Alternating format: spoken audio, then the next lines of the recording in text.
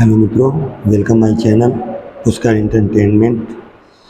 मैं आप लोगों के लिए फिर एक नई पंचतंत्र की कहानी लेकर आया हूँ, जो कहानी बड़ा ही रोचक है और महत्वपूर्ण भी है और वास्तविकता से कहीं ना कहीं सरोकार भी रखता है।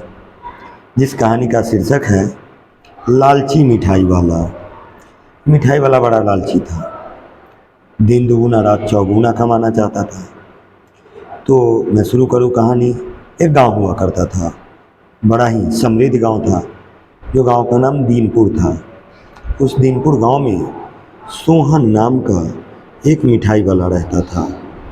जो सोहन हलवाई था, वह बहुत ही स्वादिष्ट और अच्छी अच्छी मिठाइयाँ बनाता था। इसलिए उसकी मिठाई के दुकान की गांव भर में बड़ा ही नाम था। डेली वो मिठाइयाँ बनाता और शाम होते होते उसकी मिठाइयाँ ख़त्म हो जाया करती थी। ऐसे करते करते सोहन का परिवार अच्छा चलने लगा, मुनाफा भी अच्छे होने लगे और वह तरक्की भी अच्छा करने लगा। लेकिन कहीं ना कहीं उसके हृदय में, कहीं ना कहीं उसके हृदय के अंदर में एक छोटी सी जगह में लालच ने जन्म ले लिया था और वह सोचा क्यों ना और ज़्यादा मुनाफा कमाया जाए, और ज़्यादा धन कमाया जाए। और इसके लिए उसने गलत रास्ते को अपनाने के लिए विवश हो गया और वह शहर गया और चुंबक के 2 छोटे छोटे टुकड़े खरीद करके ले आए। जब चुंबक के टुकड़े खरीद के लाए तो क्या किया, जो एक साइड चुंबक लगा करके मिठाइयाँ तौल के देने लगा। अब जहाँ लोग 1 किलो मिठाई खरीदते, वहाँ मिठाई 800 ग्राम ही होता, पौना किलो ही होता। तैसे उसको डबल मुनाफा होने लगा। यह बात उसने एक दिन अपने पत्नी से जिक्र किया, लेकिन उसकी पत्नी ने उसे समझाया, कहा यह गलत है, ऐसा नहीं करना चाहिए आपको, आप अपने ग्राहक के साथ धोखा कर रहे हैं, जो सही नहीं है। लेकिन सोहन ने अपनी पत्नी की एक भी बात नहीं सुनी और वह करता रहा। एक दिन की बात है, जो नए ग्राहक उसके दुकान पर आए, वह 1 किलो जलेबी खरीदा और चला गया। फिर यह बात भी बताई अपनी बीवी को, वह समझाती रही, लेकिन यह मानने को तैयार नहीं था। फिर एक दिन रवि नाम का व्यक्ति उस दुकान पे आता है। रवि सोहन से 2 किलो जलेबियाँ खरीदता है और जब उठाता है तो जलेबी उसे कम लगती है। उसने कहा, यह जलेबी दुकानदार साहब, यह जलेबी कम है, 2 किलो नहीं लग रही है। तो सोहन उसे झाड़ झूड़ करके बदतमीजी करके भगा दिया। सोहन को यह बात पची नहीं, रवि को यह बात पची नहीं।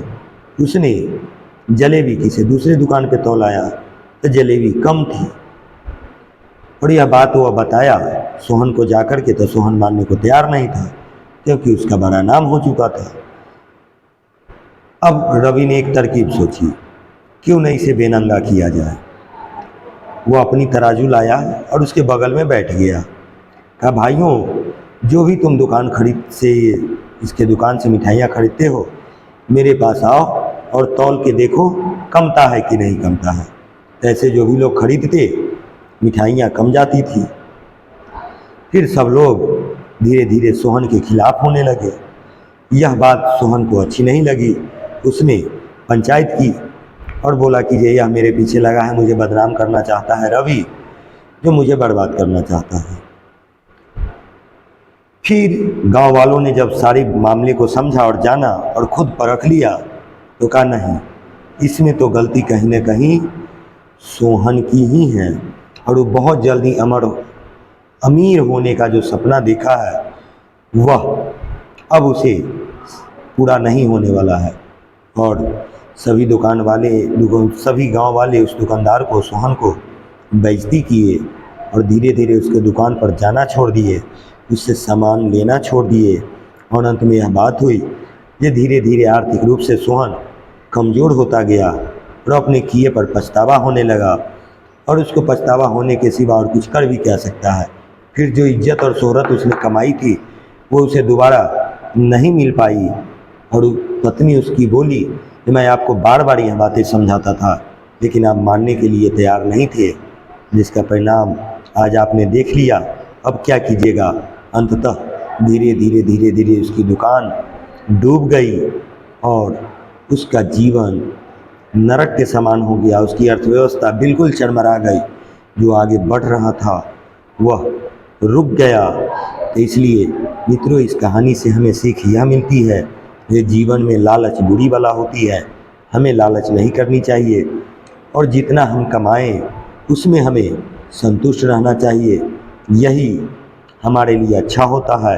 यदि हम ज़्यादा लालच करते हैं तो वह हमारे और हमारे भविष्य के लिए बहुत ही नुकसानदायक होता है और तब मनुष्य कहीं का नहीं रहता है, न घर का और न घाट का।